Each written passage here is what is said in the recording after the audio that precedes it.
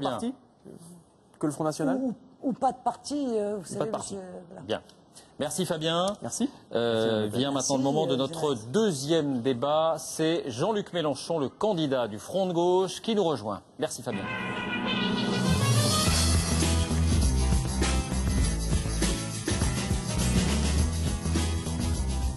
Bonsoir Jean-Luc Mélenchon, soyez Bonsoir. le bienvenu. Bonsoir madame. Vous avez 20 minutes pour débattre. C'est vous qui commencez, Jean-Luc Mélenchon. Oui.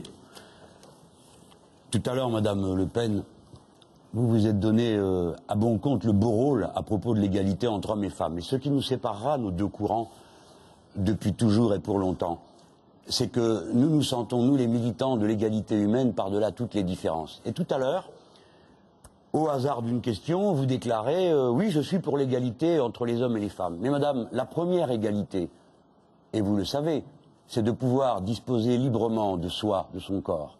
Or vous êtes pour supprimer le remboursement par la sécurité sociale de l'interruption volontaire de grossesse. Ce qui signifie que ce droit qu'aujourd'hui vous ne combattez plus, il n'y a plus un seul bulletin de vote dans notre pays contre le droit à l'avortement. Mais vous voulez le réserver seulement à celles qui en ont les moyens. Je dénonce cette hypocrisie. Votre réponse, Marine Le Pen. D'abord, Monsieur Pujadas, j'aimerais quand même vous dire quelque chose, parce que c'est un peu facile. Je voudrais vous dire que pas à moi que vous voulez parler. Les Français attendent un débat serein et constructif lors de cette élection présidentielle, parce que les enjeux qui sont ceux de notre pays sont extrêmement importants. Or, en organisant ce débat, vous ne répondez pas aux attentes des Français. Vous ne les entendez pas. D'ailleurs, on se pose la question de savoir s'ils vous intéressent, à part peut-être pour l'audimat qu'ils apportent. Parce qu'on voit bien que ce débat a été organisé uniquement pour une logique commerciale. Vous êtes un peu le Paul Amar des temps modernes. Hein. Vous auriez pu nous donner peut-être une paire de gants de boxe. D'ailleurs, Monsieur Mélenchon a tout de suite parlé de combat de boxe, de me traîner, je crois, d'un bout à l'autre du ring, avec ses dents peut-être. Et vous êtes tombé dans cette politique spectacle, dans cette politique vous voulez pas me répondre? Vous allez faire durer ça combien de temps? Qui est profondément... je suis là. Attendez, Jean-Luc Mélenchon. Quand vous tombez sur un contradicteur qui n'est pas complaisant, c'est fini, hein, vous n'êtes plus là, vous. Profondément... Attendez, Jean-Luc Mélenchon, laissez parler Marine Le Pen, puis moi je dirai un mot également. D'accord. Déshonorant. Parce qu'on est aussi sur le service public. Et que imposer un adversaire à quelqu'un qu'on invite dans une émission, ça ne s'est jamais vu, ça ne s'est jamais fait, contrairement à ce que vous avez pu dire, vous ou votre patron. Et je trouve qu'une fois de plus, c'est une méthode qui m'est réservée. On sait comment s'est passé la première des paroles et des actes. D'ailleurs, là aussi, il y a eu une méthode qui m'a été réservée. Après, on a changé les choses. Alors, je vous réponds. Monsieur Mélenchon... Permettez-moi de dire un mot, ne serait-ce que pour nos téléspectateurs. C'est pas un débat. Donc, avec nous, je m'adresse... Je veux bien débattre avec vous, Monsieur Pujadas. Non, je ne vous invite pas à débattre avec moi. S'il vous plaît, Jean-Luc Mélenchon. Il ne se passera rien de grave. Laissez-moi simplement, s'il vous plaît, Jean-Luc Mélenchon, laissez-moi simplement dire quelques mots à nos téléspectateurs. Ce n'est pas à vous que je réponds, je n'ai pas du tout l'intention de débattre avec vous. Je dis simplement qu'il n'y a eu aucun traitement différent qui vous avait été réservé. Jusque-là, tous les candidats à la présidentielle qui se sont assis à votre place ont accepté de débattre avec les contradicteurs que nous avions choisis sans qu'il n'y ait aucun problème. D'autre part, vous nous avez exprimé votre souhait de débattre avec un représentant de l'UMP. Il se trouve que c'était aussi dans nos projets. C'est ce qui a été fait. Je crois que ce débat a été de bonne tenue. Je ne pense pas que cette émission vise la publicité. Je crois que le niveau des débats que nous avons eu jusqu'à présent le montrait amplement. Si vous voulez répondre à Jean-Luc Mélenchon. C'est pas vrai, mais c'est vrai que c'est une belle affiche. Hein. Mélenchon, Le Pen, va y avoir du sang. C'est un débat intéressant. C'est pas obligé si vous avez une réponse, Madame Le Pen. Il y aura des arguments. Et ça, je vais vous dire, Monsieur Pujadas. Prenez au sérieux les gens qui nous regardent, Madame. Et ça, je vais vous dire, Monsieur Pujadas, je trouve encore une fois que parce qu'on est sur le service public, c'est indigne. Alors, Monsieur Mélenchon, je veux dire pourquoi ce débat n'a pas de sens. Ce débat n'a pas de sens parce que d'abord, vous n'êtes pas du tout au même niveau électoral que moi, et c'est la raison pour laquelle Je vous ai battu aux européennes, vous aviez un siège et votre numéro 2, je l'ai battu à plat de couture. Quant à le point où je suis dans les sondages aujourd'hui, c'est le score qu'a fait votre père la dernière fois. Prenez-moi de moins haut, s'il vous plaît, car la surprise va être extrême pour vous bientôt. Marine Le Pen va vous répondre. On va essayer de garder à ce débat la même tenue qu'il y a eu dans le précédent. Comme je suis dans le trio de tête, bon, j'aurais bien aimé, évidemment, seul capable pour l'instant, en tout cas, d'être au second tour de cette élection présidentielle, pouvoir débattre avec ceux dont je pourrais éventuellement prendre la place au second tour, c'est-à-dire soit, évidemment, M. Hollande, soit M. Sarkozy. La deuxième raison, c'est, M. Mélenchon, votre attitude profondément anti-républicaine. Votre seule stratégie de campagne, depuis que vous avez démarré votre campagne, a été une succession quasi quotidienne, d'ailleurs, d'injures. D'injures violentes, d'ailleurs, avec la violence qui vous caractérise. Laissez-la terminer, s'il vous plaît, Jean-Luc Mélenchon. C'est ainsi que, le 18 janvier, lors d'un point presse à Metz, vous m'avez traité de semi-dément, de ça vous laisse une bonne moitié. De vampire. S'il vous plaît, Jean-Luc Mélenchon, on laisse terminer Marine Le Pen. Le 8 février, Marine Le Pen, que vous êtes bête. Que le 31 février, la malheureuse Marine Le Pen qui va d'une stupiditude à l'autre. Stupidité. Le 19 février, je vais vous pourrir la vie jusqu'au dernier jour. Pas la campagne, hein, la vie. Je vais vous pourrir la vie. N'exagérez pas, madame. Ce matin ou hier, un grand dérangement mental qui serait évidemment... Votre névrose contre les étrangers est un grave problème. Je ne compte pas le terme de barbare, de fasciste, qui d'ailleurs fait l'objet d'une poursuite devant le tribunal correctionnel. Eh ben, on va voir. De spécialement malfaisante, ou l'appel au nettoyage politique, qui m'a fait penser, moi, au nettoyage ethnique, d'ailleurs, qui, d'ailleurs, a poussé un grand nombre de militants de M. Mélenchon à venir attaquer mes meetings. C'est faux.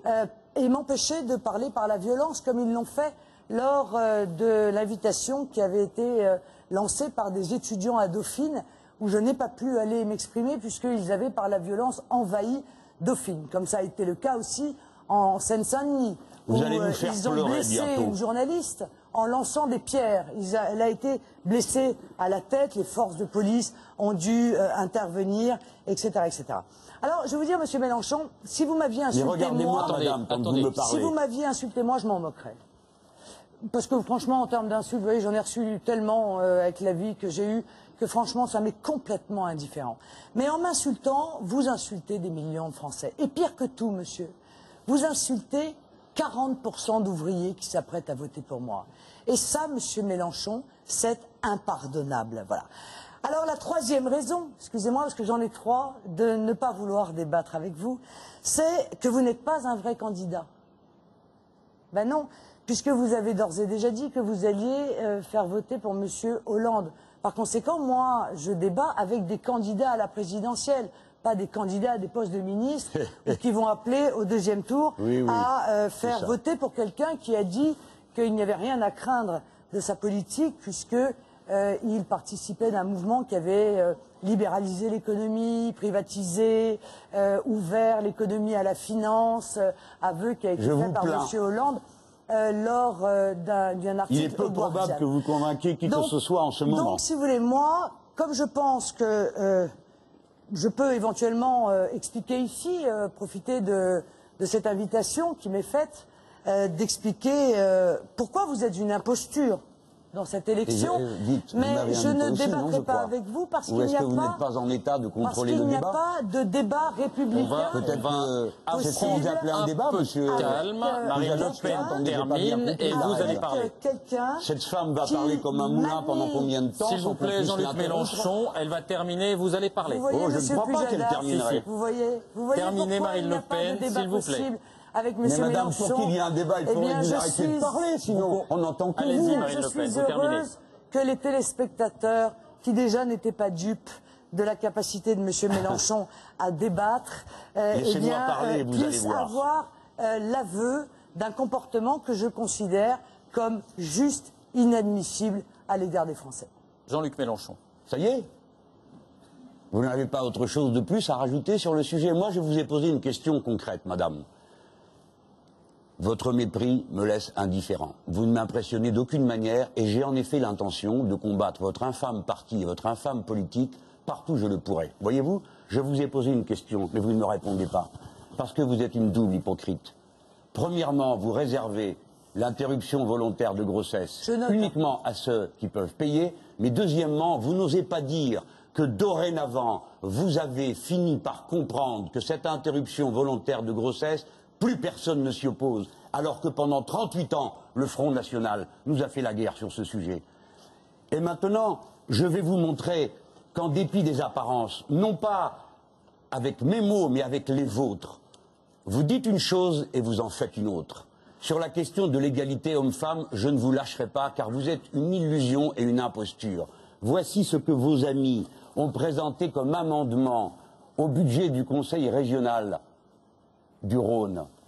Sur les plans physiques, émotionnels ou intellectuels, les hommes et les femmes ne peuvent pas être égaux.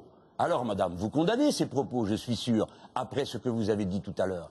Et d'ailleurs, vous-même, lorsque vous siégez au Parlement européen, vous votez contre les textes qui réclament l'égalité entre les hommes et les femmes.